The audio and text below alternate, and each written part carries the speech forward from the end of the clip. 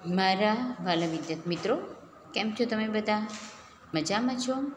મિત્રો, મારી આશા અને પ્રાર્થના છે કે તમે બધા ક્ષેમ કુશળ તંદુરસ્ત હશો. હું national higher secondary school Uttamnagar Gujarati વિષયના શિક્ષિકા બોલું છું. મિત્રો, આપણે પાઠ 20 દિલાવરી શીખવાના છે. તો સૌપ્રથમ આપણે પાઠના લેખકનો પરિચય જોઈએ. તો લેખકનું નામ છે રાઘવજી માધડ. તેમનો જન્મ 1/6/1961 રોજ થયો હતો. રાઘવજી દાનાભાઈ માધડ આ લેખકનું પૂરું નામ છે. તેમનો જન્મ અમરેલી જિલ્લાના દેવળિયા ગામે થયો હતો. MA master of arts, PhD ડૉક્ટરની પદવી સુધીની તેમણે ડિગ્રી પ્રાપ્ત કરી છે. નવલિકા, નવલકથા, નાટક તેમજ લોક સાહિત્ય ક્ષેત્રે તેમનું પ્રદાન મૂલ્યવાન રહ્યું છે. મિત્રો, તેમની જે રચનાઓ છે, પુસ્તકો છે ઝાલર, અમરફળ, જળતીર્થ, કુંખ, લોકવાણી, 2 શબ્દની વાત, આ એમના નોંધપાત્ર પુસ્તકો છે. મિત્રો, સાહિત્યની વિવિધ સંસ્થાઓ દ્વારા સન્માન, પારિતોષિક પ્રાપ્ત થયા છે. શિક્ષણ ક્ષેત્રે અભ્યાસક્રમ, પાઠ્યક્રમ, પાઠ્યપુસ્તક નિર્માણ તેમજ પ્રશિક્ષણ, સંશોધન ક્ષેત્રે રાજ્ય તેમજ રાજ્ય બહાર તેમણે મહત્ત્વનું કાર્ય કર્યું છે. મારી શિક્ષણ ગાથા તેમજ વર્ગ એ જ સ્વર્ગ એમના શિક્ષણ વિશેના પુસ્તકો છે. તો ગુજરાત શૈક્ષણિક સંશોધન અને તાલીમ પરિષદ GCERT ગાંધીનગરમાં સેવારત છે. ગુજરાત સાહિત્ય અકાદમી ગાંધીનગર દ્વારા એમનું પુસ્તક લોકવાર્તાની લહાણ પ્રગટ થયું છે. એમાંથી આ લોકકથા લીધી છે. મિત્રો, આ જે પાઠનો પ્રકાર છે એ લોકકથા છે. કાઠિયાવાડ પંથકના સાવ નાનકડા ગામની વાત એ આપણને કરે છે. હવે આપણે પાઠ તરફ જઈએ. મિત્રો, લેખકની જે ભાષા શૈલી છે એ ખૂબ જ સુંદર છે અને આપણને એ વાંચતા જ સમજમાં તો આવી થાય છે, સાથે સાથે પ્રકૃતિનું નિરૂપણ પણ આપણને કરે છે. સૂરજ આથમવાની તૈયારીમાં છે, એટલે કે રાત આવવાની શરૂઆત છે. સૂરજ આથમવાની તૈયારીમાં છે. ખુલ્લા આભમાં કેસરી રંગના દીવડા ઝળહળવા લાગ્યા છે. હવે આભ એટલે આકાશ અને કેસરી રંગના દીવડા એટલે જ્યારે સૂરજ આથમતો હોય ત્યારે જો આપણે આકાશ તરફ નજર કરીએ ત્યારે આકાશમાં જે સુંદર રંગો છે અને અલગ અલગ એ આકાશ નવું જ કંઈક લાગે છે. તો કેસરી રંગના દીવડા ઝળહળવા લાગ્યા છે એટલે કે સૂરજનો જે આથમવાનો જે પ્રકાશ છે એ આભમાં આવતા એ કેસરી રંગના જાણે દીવડા ઝળહળવા લાગ્યા છે, એટલે કે કેસરી રંગના દીવા પ્રગટ્યા છે એવું. સલૂણી સાંજ, સલૂણી એટલે સુંદર. નવોઢા નારીની જેમ, નવોઢા એટલે નવી પરણેલી સ્ત્રી, જેમ એ ધીમે ધીમે પગલાં ભરતી એમ આ ચકલીના માળા જેવા ગામમાં ગૃહ પ્રવેશ કરી રહી છે.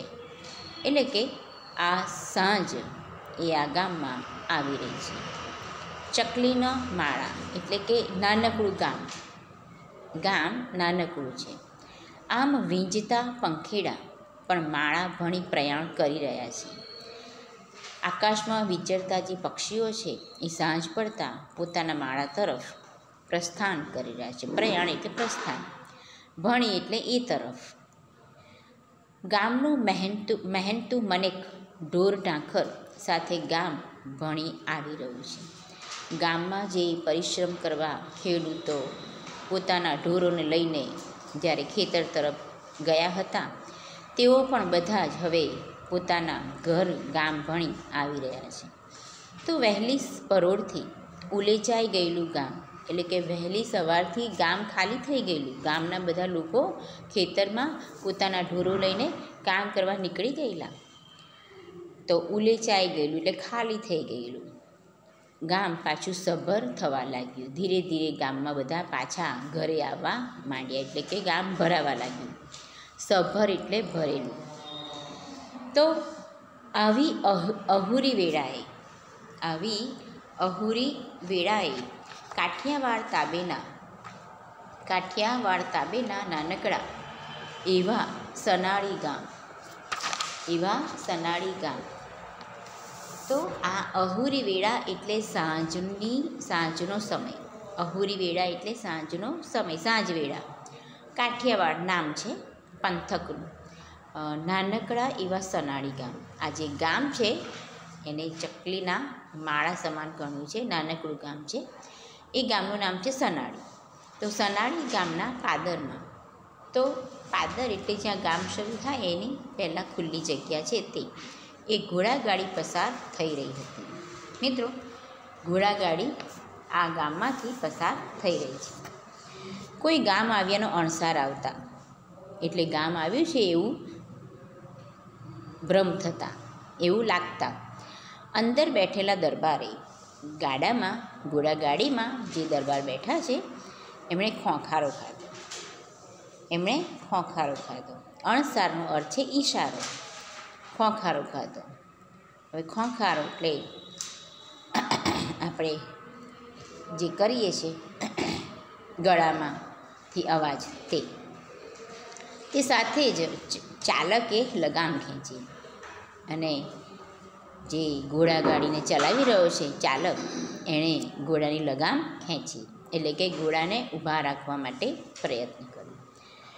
ને તેજીલા તોખાર હણહણાટી કરતાં ઊભા રહી ગયા. હવે જે ઘોડા છે એ તેજીલા છે, સુંદર છે, અને એવું રૂઆબદાર લાગે છે, અને હણહણાટી કરતાં એ બોલતા ઊભા રહી ગયા હતા. ત્યાં દરબારનો રૂઆબદાર અવાજ પ્રગટ્યો. દરબાર બોલ્યા, ભાઈ, કયું ગામ આવ્યું? બાપુ કહે છે. મિત્રો, આજે પણ ગામડામાં બાપુ કહેવામાં આવે છે. તો ઘોડાગાડીના ચાલકે ઉત્તરમાં કહ્યું, આપણું સનાળી ગામ. તો કહે છે કે હા બાપુ, ગામ આવ્યું, અને એ ગામનું નામ સનાળી ગામ છે. હે, સનાળી ગામ? તો કવિરાજ ગગુભાનું ગામ. અને તરત દરબાર બોલ્યા કે હે, સનાળી ગામ? તો આ ગામ તો કોનું છે? કોણ રહે છે આ ગામમાં? કવિરાજ ગગુભા. હા બાપુ. ચાલકે વાતમાં સાક્ષી પુરાવતા કહ્યું છે તો ગગુભાનું ગામ. તો પછી કવિરાજને ખબર દેવડાવો, કવિરાજને જણાવો, સંદેશો મોકલો.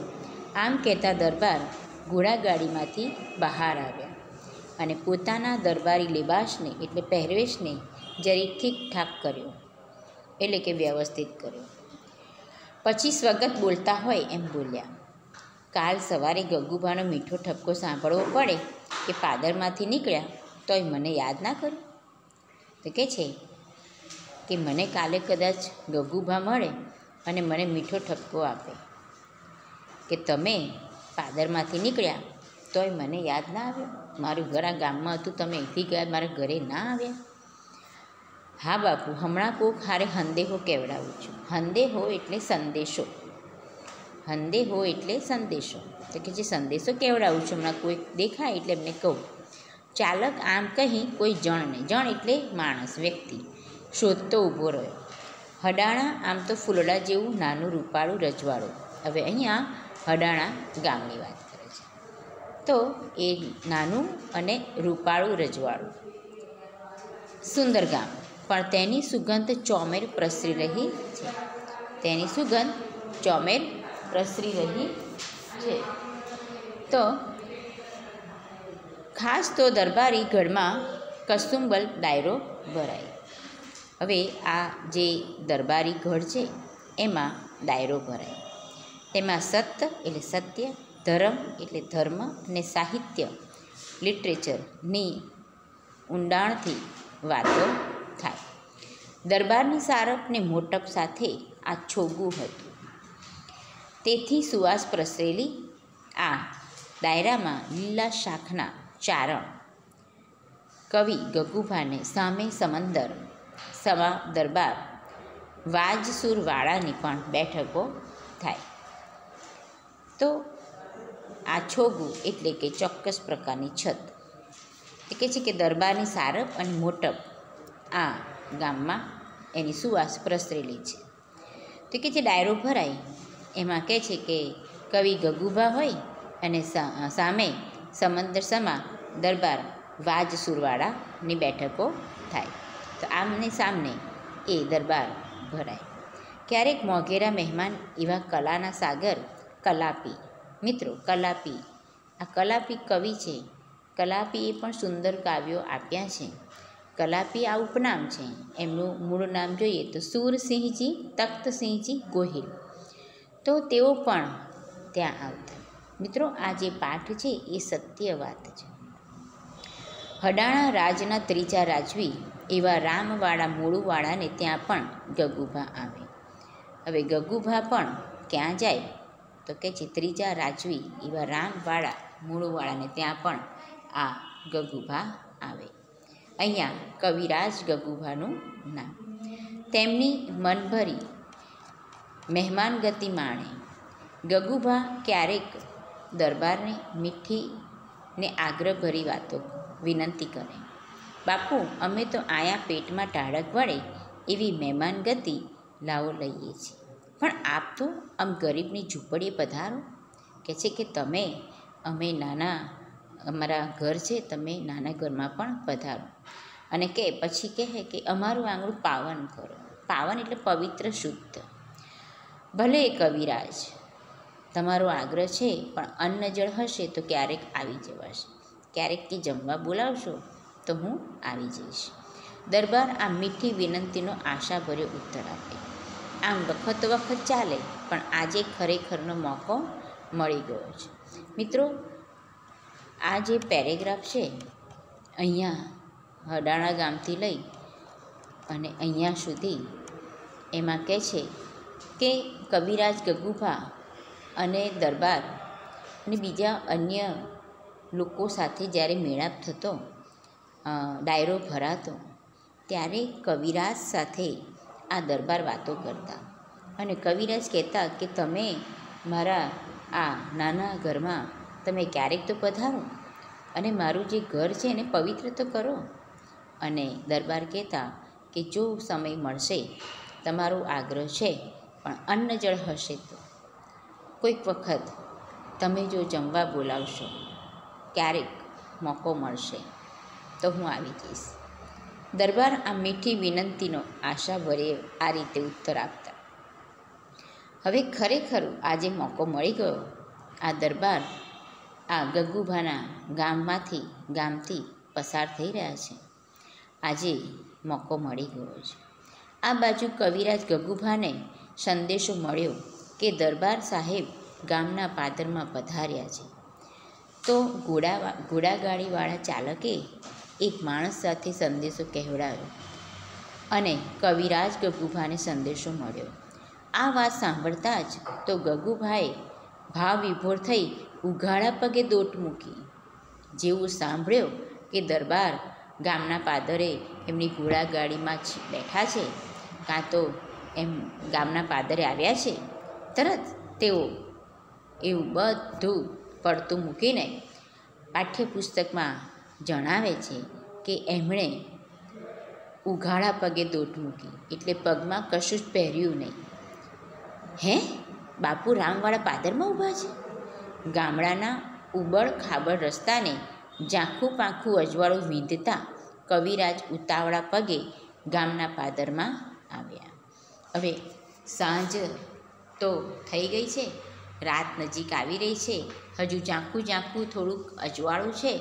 તો એવા અજવાળામાં આ ગામના પાદરમાં ઉતાવળા પગે કવિરાજ આવે છે ને અંતરના અઢળક ઉમળકાથી ખૂબ જ ભાવવિભોર બનીને દરબારને આવકારે છે અને કહે છે, પધારો પધારો મારા અન્નદાતા. તું કહે છે પધારો પધારો, આવો આવો મારા અન્નદાતા. આજ ચકલીના માળે ગરુડ પધાર્યા છે. આવો આવો, આજે તમે મારું આંગણું પાવન કર્યું, તમે આ મારા નાના ઘરમાં તમે પધાર્યા. ખૂબ આનંદ થયો. મારું આંગણું પાવન કરો. અને ખૂબ જ હૃદયના ભાવ વિભોરથી આ કવિરાજ દરબારનો આવકાર કરે છે. દરબાર કવિરાજના ઉમળકાને હૃદયના કરંડિયામાં શ્વાસથી ભરી રહ્યા છે. કરંડિયો એટલે કે વાંસની પટ્ટીઓથી બનેલો ટોપલો. તો હૃદયને એની સાથે સરખાવ્યું છે. તો કહે છે કે એ જે સમય છે એ સમયને આ કવિરાજ પોતાના હૃદયમાં આ દરબારની વાતચીતો હૃદયમાં ભરી રહ્યા છે. બાપુ આપ આમ પધાર્યા ને જાણે સોનાનો સૂરજ ઉગ્યો. મનુષ્યની કેટલી કિંમત છે એ શાબ્દિક રીતે અહીંયા લેખકે રાઘવજી માધડે વ્યક્ત કરી છે. કહે છે બાપુ આપ આમ પધાર્યા, તમે આવ્યા ને મારા ઘરે સોનાનો સૂરજ ઉગ્યો. કવિરાજ ગગુભાના સ્વરમાંથી જાણે નરવી ને ગરવી લાગણીની સરવાણી ફૂટવા લાગી. તો ગગુભાઈ પોતાની વાતચીત દ્વારા, પોતાના શાબ્દિક વર્ણન દ્વારા તેમણે આ દરબારનો આવકાર કર્યો અને લાગણી વ્યક્ત કરી. ગામનું પાદર એ ઝાંખું પાંખું અજવાળું ને તેમાં આવા મબલખ મેળા જેવા મનેકની મીઠી ગોઠડી સાંભળવા વટે માર્ગુ પણ ઊભા રહી ગયા હતા. હવે એ સમયે ઘોડાગાડી અને દરબાર અને કવિરાજ ગગુભા આ વાત કરતા લોકો જે વટે માર્ગુ છે આવન જાવન કરનારા મુસાફરો અને ગામના બીજા તેઓ પણ આ લોકોની વાતો સાંભળવા ઊભા રહી ગયા. અને સાંજ તો જાણે આગળ વધવાનું ભૂલી ગઈ હતી. સમય તો એ યાદ જ નહોતો. કવિરાજ દરબારે કહ્યું, આપની લાગણીને હું સમજું છું. મને પણ આપને ત્યાં આવવાની તાલાવેલી છે, પણ મોડું થઈ ગયું છે, રોકાવાય એમ નથી. કહે છે કે હું સમજું છું તમારી લાગણીને, તમે મને ખૂબ જ માનપાન આપો છો, પણ મારે તમારે ત્યાં આવવાની ઘણી ઈચ્છા છે, પણ અત્યારે રાત આવી ગઈ છે, મોડું થઈ ગયું છે અને રોકાવાય એમ નથી. ગગુભા હાથ જોડી એમ ઊભા રહ્યા. સામે દરબાર છે, કવિરાજ ગગુભા એ હાથ જોઈને ઊભા છે. આ તો અહીં નીકળ્યા તે થયું કે ગગુભાને મળતા જઈએ. કહે છે કે અહીંથી નીકળતો હતો અને મને લાગ્યું કે કવિરાજ ગગુભાનું ગામ આવ્યું, એટલે અમે તમને મળવા ઊભા રહ્યા. હવે કવિરાજ શું કહે છે? આપ રાજવીએ મને ગરીબને આમ યાદ કર્યો, તે ધન્ય ભાગ્ય મારા. તો કહે છે હું મારા જેવા નાના માણસને તમે યાદ કર્યો, મારું તો એ સમય ધન્ય, મારા ભાગ્ય ખુલી ગયા. હર્ષાવેશમાં ગગુભાનો સ્વર ક્ષીણ થવા લાગ્યો. કહે છે કે એટલા બધા આનંદમાં કવિ ગગુભાનો અવાજ થોડો ધીમો પડવા માંડ્યો. પણ આજ રાતની રેણ રોકાવો તો ઘર જ નહીં, આખું ગામ રાજી થશે. કહે છે કે રેણ એટલે રાત રહેવું, રાતની રેણ એટલે રાતવાસો કરવો તે. તો કહે છે કે પણ આજની રાત તમે રોકાઈ જાઓ તો ખૂબ સારું, કારણ કે આખું ગામ રાજી થશે. મારું ઘર તો રાજી થશે, સાથે આખું મારા ઘરના સભ્યો તો ખુશ થશે, પણ સાથે આખું ગામ પણ ખુશ થશે. આગ્રહ છે તો ચા પાણી પીવડાવી દો. બસ ચાલો, તમે ખૂબ આગ્રહ કરો છો તો ચા પાણી પીવડાવી દો. દરબાર ગગુભા ઘરે આવ્યા, ચા પાણી પીધા, એકબીજાના પરિવારના ખબર અંતર પૂછ્યા. પછી દરબારે હળવેકથી પૂછ્યું, કવિરાજ 3 સાલ અનાજ પાણીનું કેવું છે? હવે આ જે દરબાર છે એ ઘરે જાય છે કે સારું રાત તો નહીં રોકો, પણ મને ચા પાણી માટે ચલો હું તમારે ત્યાં આવું છું, ચા પાણી પીવડાવી દો. એટલે કવિરાજ અને આ દરબાર એ જાય છે કવિરાજ ગગુબાના ઘરે એકબીજાના કુટુંબની ચર્ચાઓ કરે છે, ખબર અંતર પૂછે છે. કેટલો આનંદ થયો હશે. દરબાર એટલે રાજા, અને રાજા આ કવિરાજના ત્યાં તો ગામના લોકો કદાચ જોવા ઉમટ્યા હશે, અને ઘરના સભ્યો તો ખુશખુશાલ થઈ ગયા હશે અને ગર્વ અનુભવતા હશે. તો આગળ વાતચીત થતાં પૂછે છે દરબાર કવિરાજને, કવિરાજ, 3 સાલ અનાજનું પાણી કેવું છે? એટલે આ વરસ અનાજની બધી બાબતોમાં શું છે, અનાજ થવું છે કે નહીં? એટલે કવિરાજ જવાબ આપે છે, 3 સાલ વરસાદ મન મૂકીને વરસ્યો નહોતો, કે વરસાદ આવ્યો નહોતો બરાબર. નબળા ચોમાસાને લીધે ખેતરમાંથી ઘાસ કાંઈ નીપજ્યું નહોતું. કે છે કે ખેતરમાં બહુ કાંઈક ઘાસ થયું નહોતું, એટલે કે પાક થયો નહોતો. જેથી ગગુભાઈ સાવ નબળો જવાબ આપતા કહ્યું, છે નહીં જેવા. કે છે થોડો ઘણો પાક છે. દરબાર જવાબ સાંભળી પળભર વિચારતા થઈ ગયા.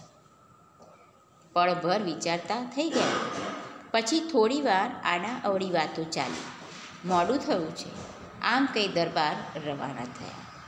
વાતચીત થઈ અને અનાજની વાતચીત થઈ, અને દરબાર એ કવિરાજનો જવાબ સાંભળી અને થોડી વાર તો વિચારતા થઈ ગયા. પછી થોડી વાર આડાવડી વાતો કરી અને મોડું થયું છે આમ કહી દરબાર રવાના થયા. પણ તેઓના મનમાં એક વાત ઘર કરી ગઈ હતી કે કવિરાજ ગગુભાઈએ જ્યારે કહ્યું કે ચકલીના માળે ગરુડ પધાર્યા, તેનો અર્થ એ નહીં થતો હોય કે ચકલી ચણ વગરની છે. આ સંશયનો રવૈયો દરબારના મનમાં ફરવા લાગ્યો. સંશય એટલે સંદેહ. દરબારના મનમાં આ વાત ઘૂંટાવા લાગી, અંતર્મનને કોરાવા લાગી. એ વાત મનમાંથી જતી નહોતી. વારંવાર એ વાત એમને યાદ આવતી હતી. પોતાને ગરુડની ઉપમા આપી, દરબારને ગરુડ કયા અને કવિરાજ ખુદ ચકલી સમાન રહ્યા. આ બધું દરબાર વિચારી રહ્યા છે. દરબાર હડાણા આપ્યા, મોડેથી વાળું પાણું કરી ઢોલીએ પોઢ્યા. દરબાર હડાણા આવ્યા પોતાના ગામ. મોડેથી તેમણે વાળું પાણી કરી. વાળું એટલે સાંજનું જમવાનું. અને એ ઢોલીએ પોઢ્યા, એટલે કે ઢોલીએ એટલે ખાટલે. એ સમયમાં આ રીતે જે વ્યવસ્થા હતી એ ઢોલી એટલે ખાટલો. પણ ઊંઘ આવી નહીં. પડખા ઘસતા રહ્યા, આમ તેમ પાસા ઘસતા રહ્યા. રહીને આ એક વાત જ મનમાં ગમ્મર વરોણાની જેમ ઘૂમ્યા કરતી હતી. વારંવાર એ જ વિચાર એમને આવતો હતો. કયો વિચાર આવતો હતો? કે ચકલીના માળે ગરુડ પધાર્યા, કે મને ગરુડની ઉપમા આપી અને પોતે ચકલી સમાન રહ્યા. હવે કવિરાજે ચકલી અને ગરુડની ઉપમા આપી ક્યાંક મરમમાં સંભળાવી તો નહીં દીધું હોય ને. એમને એમ થયું કે ક્યાંક મને એનો મર્મ સંભળાયો તો નહીં હોય ને, એમ જ. નહીં તો કવિરાજ બોલે શું કરવા? તો કે હા એવું જ હશે, નહીં તો કવિરાજ તો બોલે જ નહીં. દરબારના દિલમાં રેણ થઈ, દુઃખ થયું, પાક્કું થઈ ગયું. હવે તો મગજમાં એમને ફિટ થઈ ગયું કે હા, મને ગરુડની ઉપમા આપીને એમ ચકલીની. સવારમાં દી ઉગતા, દી આ તળપદો શબ્દ છે. દી એટલે દિવસ, દિન. કે સવારમાં દી ઉગતાની સાથે દરબારે હુકમ કર્યો. દરબારે આદેશ ફરમાન કર્યું. ખારી ગામનો જે વજે, ખારી આ ગામનું નામ છે. જે વજે એટલે વજેનો અર્થ છે મહેસૂલના સ્વરૂપે ખેડૂત પાસેથી લેવાતું અનાજ. મહેસૂલના સ્વરૂપે ખેડૂત પાસેથી લેવાતું અનાજ. તો ખારી ગામનો જે વજે સનાળી ગામ મોકલી દો. તેથી ખારી ગામનું જે અનાજ છે એ બધું સનાળી ગામે મોકલી દો.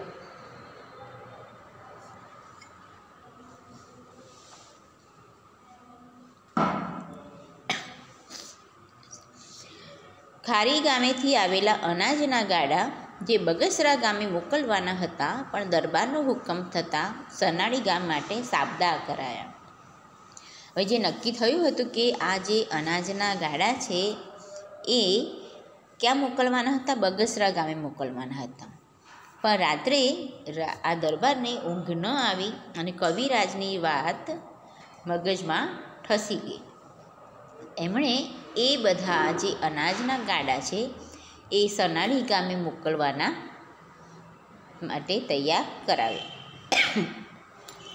સાથે કામદારે પસાયતા એટલે સિપાઈ, પસાયતા ભેળી એક ચિઠ્ઠી પણ લખી દીધી કે સિપાઈને મોકલ્યો. એની સાથે જે અનાજ મોકલ્યું એની સાથે સિપાઈ પણ ગયો અને સિપાઈની સાથે એમણે ચિઠ્ઠી પણ મોકલી. તો હાથમાં લ્યો તો મુઠ્ઠી ફાટી જાય એવા ફળદ્રુપ અનાજ ભરેલા ગાડા જ્યારે ખોબા જેવડા ગામ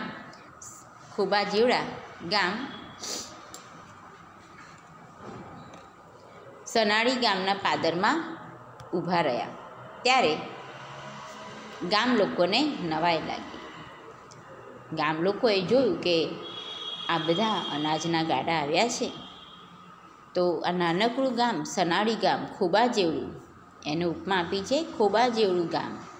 ત્યારે ગામ લોકો આ ફળદ્રુપ અનાજ ભરેલા ગાડા જોયા અને ચોંકી ગયા અને દોડતા ગગુભાને તેમના ઘેરથી બોલાવ્યા. રાજનું તેડું જાણી ઉતાવળ પગે આવ્યા. તેમને બોલાવ્યા હશે, સિપાહીએ તો જોયું નહીં હોય, એમની સાથે કદાચ મુલાકાત નથી થઈ, પણ ગામ કહું છે ગામને ત્યાં અને ગામમાં જઈને ગગુભાને બોલાવવા આવ્યું હોય કે ગામમાં આ અનાજ ભરેલા ગાડા આવ્યા છે, તમને બોલાવે છે.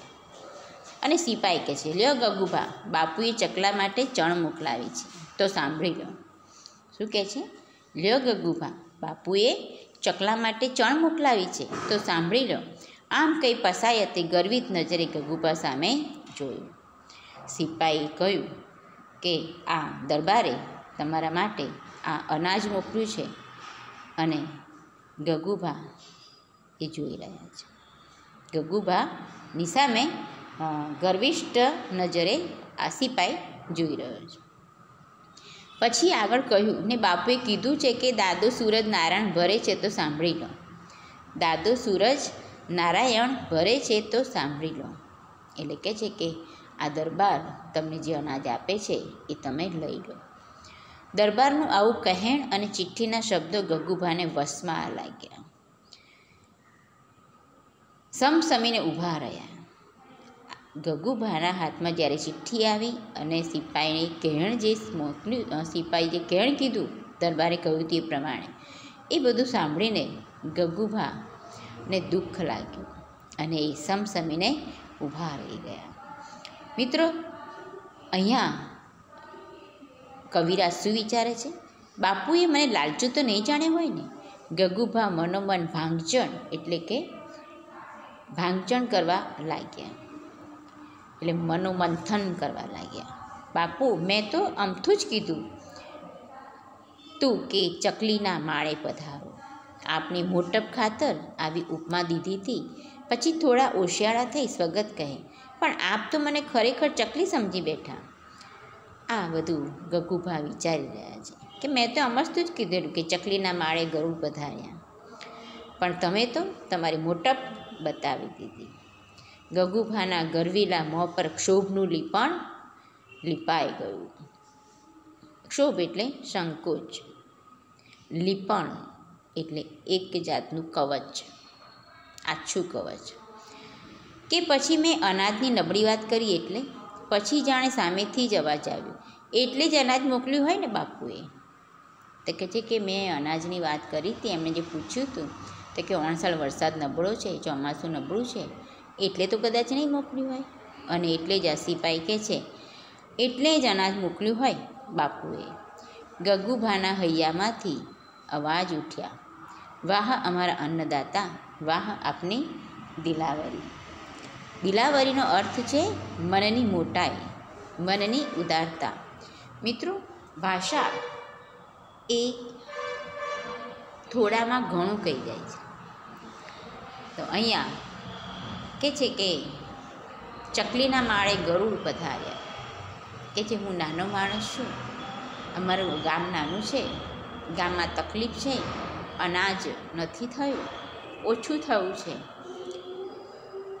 તો આ બધી જ વાતો આ દરબાર એ સમજી જાય છે અને રાજા મહારાજ દરબાર એ અનાજના ગાડા મોકલાવે છે. મિત્રો, આખો પાઠનો સારાંશ જોઈએ તો આ લોકકથામાં રાજવી દરબારની ઉદારતાનો પ્રસંગ છે. જાણીતા કવિરાજના ગામમાંથી પસાર થતાં તે કવિરાજને યાદ કરે છે, મળે છે. કવિરાજ રાજવી દરબારને આગ્રહ કરી પોતાને ઘેર લઈ જાય છે. વાતચીત દરમિયાન વરસ નબળું હોવાથી અનાજ પાક્યું નથી તે જાણી લે છે. પછી પોતાના રાજમાં જઈ રાજવી દરબાર કવિરાજ માટે અનાજના ગાડા મોકલાવે છે. હવે ગામમાં એકાએક આવેલા રાજના ગાડા જોઈને આ કવિરાજ ગામના લોકો વિચારમાં પડી જાય છે. આ લોકકથામાં મિત્રો તળપદા શબ્દો છે, પરિવેશ છે, રીત રિવાજ છે, લોકબોલી છે અને વિસરાયેલી સંસ્કૃતિને જાણે એ સજીવન કરે છે. વિસરાયેલી સંસ્કૃતિ એટલે કે હંમેશા એકબીજાને મદદ કરે.